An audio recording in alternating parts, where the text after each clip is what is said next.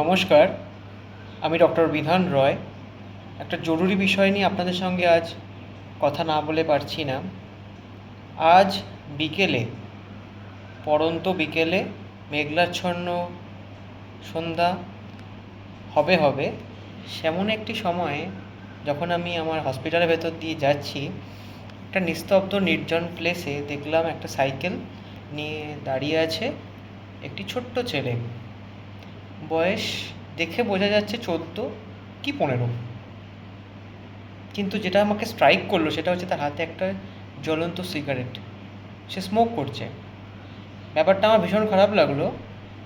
তো তখন আমি তাকে 2-3 বার দেখলাম এবং দাঁড়িয়ে পড়ে যখন জিজ্ঞাসা করলাম যে কিরে তোর বয়স কত, সে কনফিডেন্টলি বলল 18 সাল।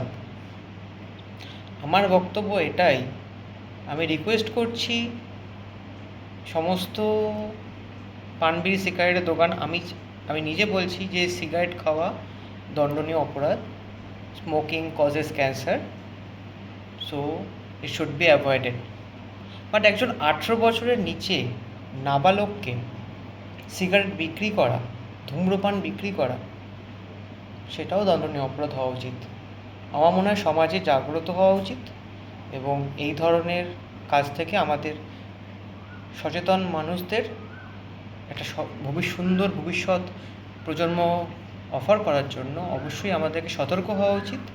আমি তাই সকলকে আবেদন করব, সমস্ত দোকানদারকে, যে আপনারা অবশ্যই কোনো রকম মদ, বিড়ি, সিগারেট, কোনো রকম গুটখা জাতীয় দ্রব্য কোনো বাচ্চা নাবালককে বিক্রি তো করবেন না, কারণ নিজের লাভের জন্য একটা প্রজন্মকে শেষ হতে দেবেন না। তাদেরকে পারলে জ্ঞান দিন, বোঝান। আর সবসময় রাষ্ট্রে বলবো, smoking causes cancer, it should be avoided any how, at any cost.